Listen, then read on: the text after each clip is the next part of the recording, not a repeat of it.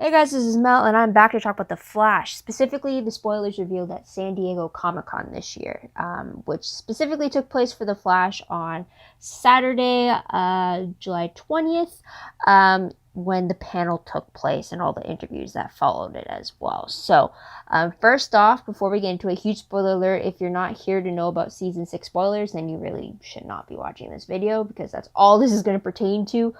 Also, as well, this video is only going to cover the spoilers revealed at the panel that happened on the 20th. If I went into interviews, that would have just been too much to comb through, and it just takes too long. And to be honest, the panel did a very good job of pretty much focusing on what's to come in Season 6. So that's something right there as well. But up on screen, you'll see my plans for the video.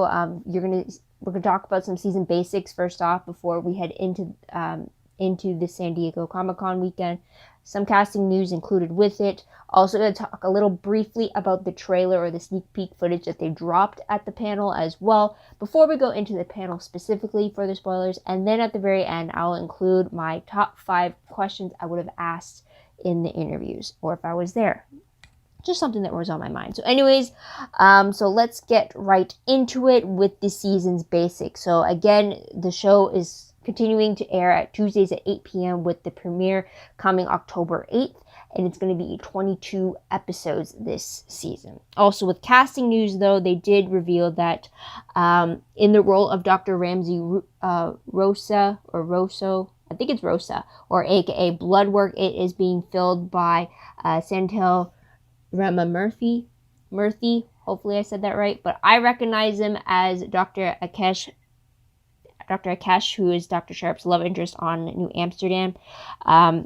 So that's where I recognize him there. But apparently his character is supposed to be the big bad for the first portion of Season 6, right before the Crisis crossover kicks off. So there's that. Now in regards to the sneak peek we got in the trailer, it was pretty good in the fact that first off, we do get introduced to Dr. Ramsey Rosa. It's his voiceover that's happening over the duration of the trailer.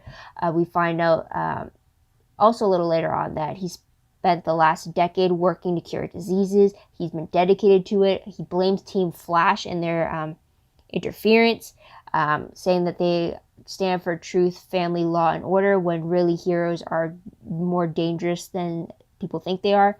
Dr. Rosa believes that the eternal enemy is truly death, and he believes that no one has to die ever again. And then when this is said in his voiceover, his eyes, when he turns around to reveal himself, his eyes turn black. And also the title card that came right after that reveal started kind of disintegrating in this black goo. Now, specifically for me, the black eyes reminds me of demon possessions from Supernatural. Black goo reminds me of the Leviathans from Season 7 of Supernatural. So that's kind of where my head is going already with this reveal as well. In the sneak peek, we do see Cisco back and working in the Cortex. We do see him get visits from Camilla, and she comments on how every time she comes, it's always in the middle of a crisis type of thing. Don't know if it's specifically to the actual crisis or if she thinks every mission is a crisis for Team Flash. So there's that. We do see the Flash family enjoying a family barbecue in someone's backyard. First time we're going to see a backyard scene like this. So it could be any one of their houses, although I believe Joe's would be the most reasonable one to have the background set up for a barbecue. So there's that. We also get new suits of Killer Frost and the Flash. They're very quick in the promo, but I believe that they were revealed on Instagram as well too. I will put them on screen if that was the case. But overall, I think it'll be very interesting if the way they're presenting Bloodwork to be like, he's supposed to be like the personification of death, and him having found a way to stop death. It'll be very interesting to see how Team Flash goes about stopping him, because if you're going to stop a guy who has inadvertently stopped death, then you're pretty much stopping him means you're going to reset death itself. So it's like, where do you stand on that? Do you actually stop a person who's actually preventing death, or what do you do about that? But then also it comes to the question of, like, if you stop death, that's pretty much disrupting the natural order of things in regards to the universe. So it'll be interesting to see how Team Flash kind kind of goes about this as well. So I'm very interested to see this villain. It's very different, but I'm not happy the fact that I already know the face of the villain already. It's like, I don't know if my previous videos, if I've mentioned it more forwardly, I guess you could say, would be that I love the first 3 seasons, no matter the fact that they were the speedsters with the Reverse Flash, Zoom, and Savitar.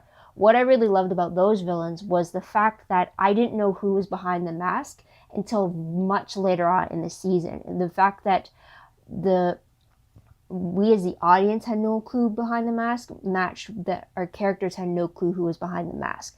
And then season 4 and season 5 weren't really my favorite, just because from the very beginning I already knew the face of the villain, so automatically when they appeared on screen, I'm automatically not gonna trust them, not gonna trust what they do. So it's just like I'm already on the fence about them. So it's like, on the one hand, I'm very interested to see what this villain could bring and what he could stand for. But again, I'm also disappointed that I already know who the face behind the work is going to be.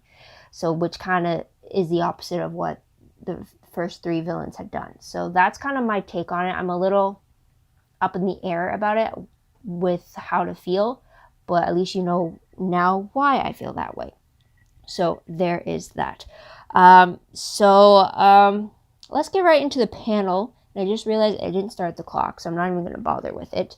But all right, so the panel itself, I got the footage from YouTube thanks to uploader Matthew Mendez. I've been waiting for someone to post the panel itself, just because I want to see the panel far before I check out any of the interviews, because like I said before, there are many of them, both as a cast interview as well as their individual ones. But in attendance at this panel was Eric Wallace, followed by cast members Grant, Candace, Tom, Carlos, Danielle, and Hartley. And I just gotta say, I was so thrilled to see Carlos Valdez back, because that meant Cisco was back, and I was very worried with rumors last season about him potentially leaving. So the fact that he was there is like, okay, I can breathe a little better. But there is that. I'll talk about Cisco in a little bit later on. But let's get into the season villain. I did talk about it with the trailer, but it was Dr. Ramsey Rosa, aka Bloodwork. Apparently they revealed that he's an old acquaintance of Caitlyn's. He joins up with Team Flash, and he goes down a dark path of the mad scientist, and he becomes a terrifying foe for Team Flash. He has a very unique relationship with Barry, as they both face something horrible as the crisis of Infinite Earths approaches. And then he apparently is different from previous villains who have played by the rules, the villains, that is. And apparently he might not do that for this, so that'll be a little interesting there. So with regards to the season's tone, something a little interesting is the fact that even though it's 22 episodes, they talked about how they're going to be splitting the season up in like graphic novel type. So like the first portion of the season, which would be, they consider graphic novel number 1. And this is pertaining to Dr. Ramsey Rosa, in his case, and then like the little interlude in between the two parts is going to be specifically the Crisis crossover, and then the second part of the season is the second graphic novel, which is going to have a separate villain of its own. So that'll be interesting to see that type of a setup. And then it's also very distinct of the fact that you got pre-Crisis and you got post-Crisis, because Crisis is supposed to really change things, because devastating things are supposed to happen pretty much. But they did say the season was of quote-unquote thrills and chills. Grant Gustin even said that with the first 3 episodes he has read, they feel darker, yet it's still the Flash vibe type of it, but it's definitely darker. So that would be interesting to see. And I'm wondering if that is just because Crisis is coming, or if it's reminiscent of the fact that they're going to be going up against death, or a personification of death. So there's that. And then they specifically talked about the season premiere, which I was very surprised about, that they would give so much detail about it. But apparently by the end of the premiere, we get the Monitor returning with news for Barry that he has to sacrifice himself to save the universe. And then apparently the episode picks up from where the finale ends, so Nora's death is still, or Nora's erasing of her existence is still fresh for the team. So they're definitely going to be a very grave mindset. But I don't know how I feel about the Monitor returning, telling Barry that he needs to sacrifice himself to save the universe, because didn't Oliver sacrifice himself so Barry wouldn't have to do that? It was just like, now it just seems like Oliver's sacrifice was all for nothing if Barry was ultimately always supposed to have his life sacrificed. You know what I mean? It just seems unfair. But anyways, let's move on to character arcs. They definitely talked about a lot with everybody's characters. For Cisco, he is still part of the team, and he's going to be adjusting to life without his powers, and he seems to be doing very well in finding the balance between work and regular life normalcy. He's reaping the rewards from it. He's still in a relationship with Camilla. He's now part of Team Flash and lending his expertise like he did in season 1 with his intelligence, his inventions, his suit upgrades and stuff like that. So now he's just not Vibe anymore. He's just Cisco to the team. So that's going to be pretty interesting to go back to the basics when it comes to Cisco. You get to see kind of like the mix of him going back to the beginning, yet still retaining everything he's been through. So there'll be quite an adjustment there for him. Now with Iris, though, we do find out that she's building up her newspaper, the Central City Citizen. She's hiring more employees, so we're going to see new characters coming in through that. She is apparently going to get closer to the Ace Reporter from the comics, and we do get confirmation that Camilla still works with Iris as well, so that's something there. We do find out in regards to the West Island marriage that they are dealing with Nora's death very differently. Barry is kind of pushing forward and trying to distract himself by being helpful towards the city and Team Flash, while Iris is more towards like they need to grieve this together and not like push it apart, because essentially their daughter did die, even though she technically isn't born yet, but you know what I mean? So like they're definitely on different pages when it comes to that. In regards to Barry, he's definitely not only trying to distract himself from his future daughter's death, but also struggling with the news that the Monitor brings at the end of the premiere about him needing to sacrifice himself. So there's that. There's also apparently they do see that the future article has changed its dates, so I guess that's something they have to really deal with as well. In regards to Wells, there is going to be a new Wells joining the team. Apparently he's going to be an adventurer, a swashbuckler, a sensual version of the character. So that'll be something as well. Nothing else was revealed about what Earth or like how he would come about, but there is that. In regards to Killer Frost and Caitlin, more so about Killer Frost. Not only are we going to see her more in Star Labs, but find out if she's actually helpful than being out in the field, but in the lab work, is she helpful in any way? We're going to see her trying to have a life, which will be very interesting to see how she's going to be able to manage that, since she's technically going to have to share it with Caitlin. And then also the fact that they didn't talk about it, but we do know that she gets a new suit as well. And then also with Ralph, we do find out that he investigates the file that he found in the finale. I really don't remember him finding the file, but apparently it leads him to another character named Sue. No idea. If someone could clarify for that for me in the comments below, please do so. I very much appreciate it. But apparently you might find out more about Ralph's backstory as well as his family, which I'm very excited to see as well. So there's that. And then for characters not present on the panel, they did talk about Thawne being in the wind and his reappearance may not happen soon. So there's that. Also, they talked about Wally West and how they want to bring him back. They talked about, this is something I wasn't very sure about, but they talked about how in a couple episodes they would have Kid Flash return to fight alongside the Flash against one of the greatest Flash villains ever. I don't know if this was something like they were proposing to do, or if this is something of a confirmation of what they plan to do, and they're just waiting for the right time in the season to do it, or if this is just one of those brainstormer moments of like, just put it out there and see what the reception is, see if we can make it happen type of thing. So I'm not sure how valid that part is about Wally, but they did bring it up, so I'll mention that there. Now, when it comes to the Crisis of Infinite Earths, they did reveal that Tom Cavanaugh is going to be playing not only Eobard Thawne, the new versions of Wells, the swashbuckler one, but he's also going to be playing a character named Pariah, who works for the Anti-Monitor. And apparently, by the end of the whole Bloodwork case storyline that leads into the Crisis crossover, it's going to be revealed in that first part why Tom Cavanaugh is going to be playing Pariah. I guess whether or not he's a doppelganger or whether he's whether he's the doppelganger or if it's a twin or what have you, or if it's just like a device that allows him to look a certain way. We'll find out in that first portion that leads up into the crisis as well. So there is that. Also, they did talk about Barry's new suit. More specifically, they talk the technicalities behind it, about what makes it different from like the previous suits and what changes were made. But Grant did say that it is the closest they've ever been to the suit from the comics. So there's that. And then also they went into the fan questions right after this.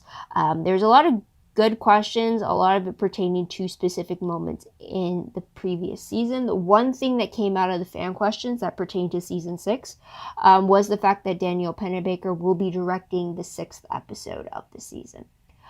So that's something there. I've also seen on Instagram that she's already preparing for that episode.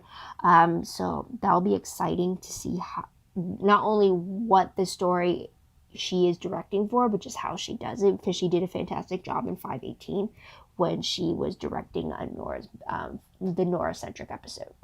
So that is something there. And that is pretty much it from the panel. So from that, let's get into what I would have asked. What were my top 5 interview questions?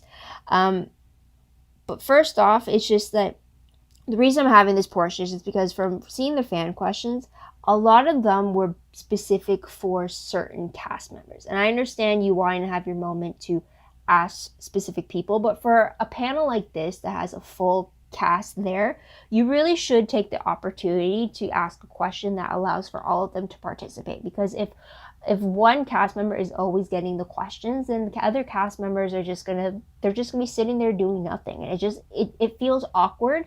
So if there's ever a panel, try to always ask a question that everyone present could partake in. And then try to find another time, like if you're going to like the signing booth, to ask your specific question for them. That's from my personal preference there, or at least my take on it, because there might have been some good questions, but you could sense the reaction from the other castmates, like, ooh, that's not really the right time to ask it, type of thing. Especially when ship questions are involved, I'm just saying. But anyway, so let's get into it. My first question would have been, does the fact that the future timeline has changed once again affect the other Arrowverse shows? As we saw at the end of the finale, that pretty much with Cicada being erased from existence, that ultimately led to Nora erasing herself from existence, and that also led to Thawne escaping his prison. So since that happened in 2049, does that affect the 2040 of Arrow, or does it affect the 2042 of Legends of Tomorrow? Or what does it do?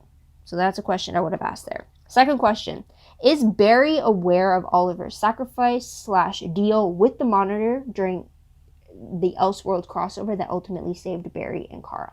Is he aware of that? So that's the one there. Third question would have been, if so little time has passed between the finale and the premiere, do the events still line up with Arrow, aka with Mia Queen, or baby Mia's birth and Oliver's departure with the Monitor? You know, I'm all about the continuity and timelines type thing, so I'm wondering if that still lines up, especially when we have Crisis coming up. So that's something there.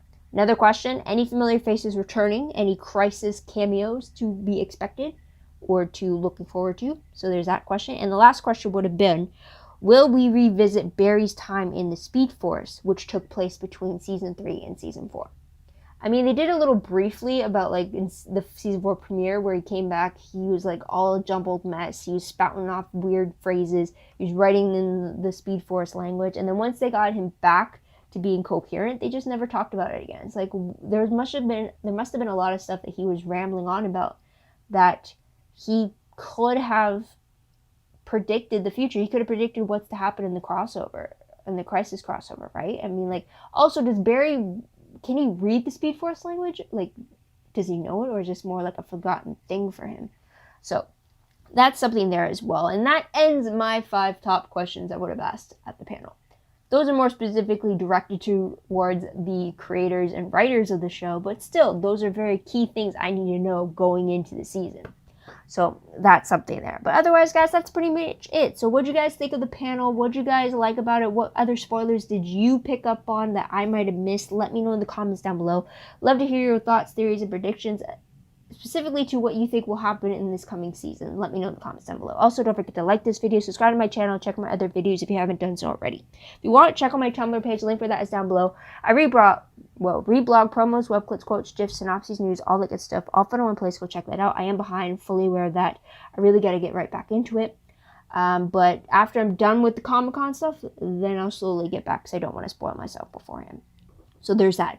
Also, WordPress account, link for that is down below. Anything I post online is connected to WordPress. It's more organized, more detailed, but again, still a work in progress as well. But that's about it, guys. Thank you so much for tuning in. Thank you so much for your patience. I hope we come back next time to see what I have to say about The Flash. It's probably going to be about the premiere episode. But until then, guys, this is Mel. Wish you all a great day, a great week wherever you are, and I hope you enjoy the rest of your summer. Take care, and bye for now.